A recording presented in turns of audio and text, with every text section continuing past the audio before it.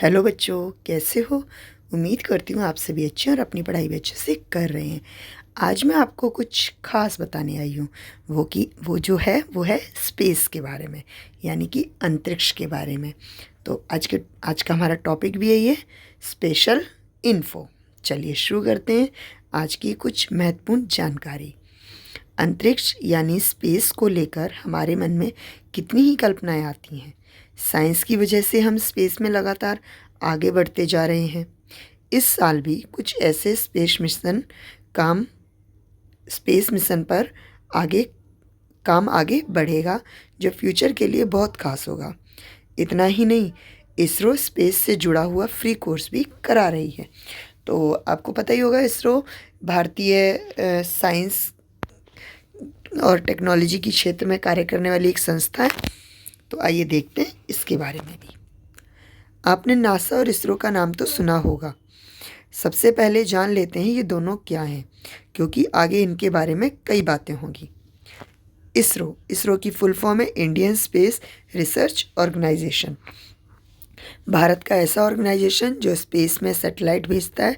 इन satellite की मदद से हम इंटरनेट चलाते हैं, हमारे मोबाइल फ़ोन चलते हैं और सैटेलाइट की वजह से ही हम टीवी प्रोग्राम देख पाते हैं। तो जो सैटेलाइट भेजी जाती है अंतरिक्ष में, उसी के माध्यम से इंटरनेट और टीवी पर जो प्रोग्राम हम देखते हैं वो हम देख पाते हैं। नेक्स्ट है नासा। नासा की फुल फॉर्म है the national aeronautic and space administration. यह अमेरिकी ऑर्गेनाइजेशन है। ये सैटेलाइट की मदद से स्पेस में रिसर्च करता है, साथ ही अंतरिक्ष यात्री प्लैनेट सैटेलाइट से जुड़ी जानकारी जमा करता है। सबसे पहले नासा ने ही नील आर्मस्ट्रॉन्ग को उनके दो स्पेस साइंटिस्ट दोस्तों के साथ चांद पर भेजा था। ठीक है। अब जो इस साल और इससे पहले जो भी स्पेस में हमारे हम कह सकते हैं हमारे जो मिशन किए गए थे, उनमें से कुछ के नाम और उनसे जुड़ी जानकारी आज मैं आपको बता रही हूँ। खास है दुनिया के ये स्पेस मिशन। पहला, सबसे पहले भारत ने कितने स्पेस मिशन किए हैं और उसके बाद बाकी देश। तो भारत की तरफ से पहला है गगनयान मिशन। दुनिया के कई देश स्पेस में अपना झंडा ऊंचा करने में जुटे हैं, भारत भी कम नहीं है। इंडियन स्पेस रिसर्च ऑर्गेनाइजेशन यानी कि इसरो स्पेस में इंसानों को भेजने के मिशन पर काम कर रहा है। साल 2018 में गगनयान मिशन की शुरुआत हुई थी। इसे पिछले साल यानी 2022 में ही लॉन्च करना था, लेकिन कोविड की वजह से देरी हो गई। अब यह मिशन अगले साल लॉन्च हो सकता है। यह 3 अंतरिक्ष यात्रियों को लेकर आएगा। इसके साथ इसरो ने 4 लोगों को चुना है। इनकी ट्रेनिंग रूस में हुई है। मतलब ये 3 लोगों को लेकर जाएगा, पर ट्रेनिंग हम 4 लोगों को दे रहे हैं, ताकि अगर कोई एक व्यक्ति किसी वजह से ना जा पाए तो हम चौथे व्यक्ति को भेज सकें। अगला है हमारा चंद्रयान-3। इसरो इसी साल मिशन चंद्रयान-3 भी लॉन्च करेगा। चंद्रयान-2 की तरह चंद्रयान-3 भी मून रोवर यानी कि मून रोबोट को चांद पर लेकर जाएगा। इस साल जून में इसरो चंद्रयान-3 को लॉन्च कर सकता है। चंद्रयान-3 में काफ़ी बदलाव किए गए हैं। चंद्रयान-3 के रोवर को इस तरह से तैयार किया गया है कि वह खुद को खतरनाक जगहों से बचा सके। जो हम चांद पर मिशन करते हैं, उनके नाम हमने चंद्रयान रखे, यानी चंद्रयान 1, 2 और अब हम लॉन्च करेंगे चंद्रयान-3।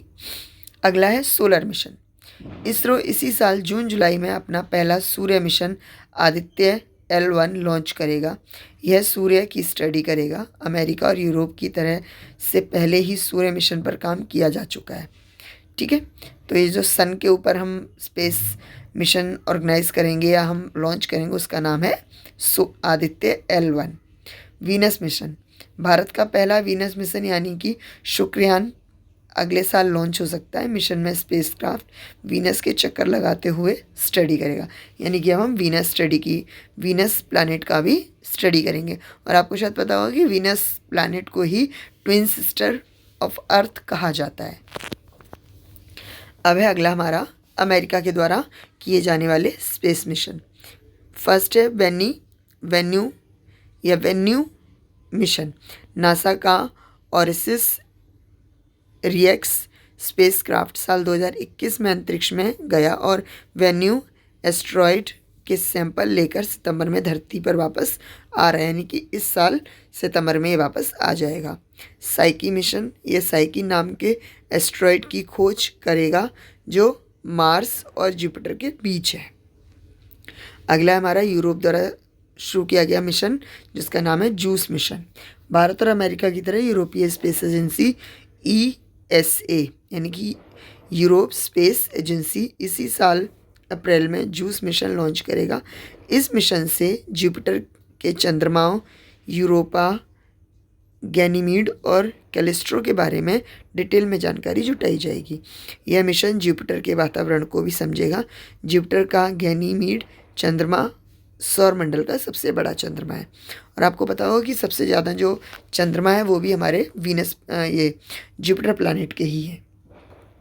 अगला है हमारा चीन द्वारा शुरू किया गया स्पेस मिशन जो कि लूनर मिशन, लूनर यानी कि चंद्रमा पर किया जाने वाला mission.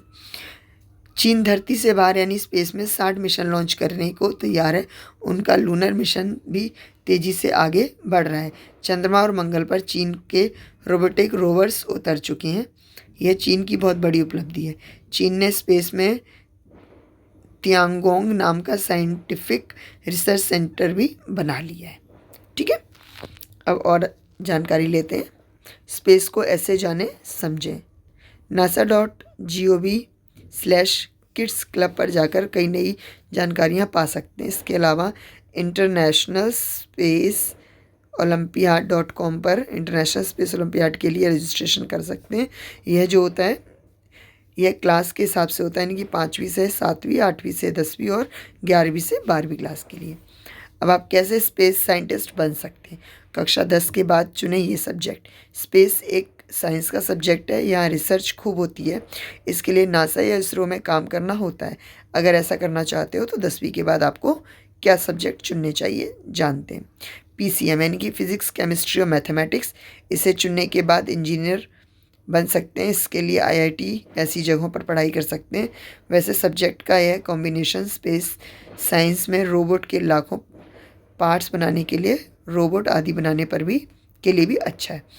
PCB physics, chemistry and biology, इसका इस्तेमाल साइंस स्पेस में दूसरे प्लैनेट्स पर लोगों को बसाने में आने वाली चुनौतियों, खासकर खाना, पानी, सेहत पर पड़ने वाले बुरे प्रभाव आदि पर रिसर्च में होता है। यानी एक डॉक्टर या लाइफ साइंटिस्ट के रूप में वहाँ पहुँच सकते हो। PCMB यानी कि physics, chemistry, mathematics and biology, कुछ स्टूडेंट इन चारों को चुन लेते हैं। अगर सिलेबस भारी ना लगे तो चारों सब्जेक्ट भी पढ़ सकते हैं।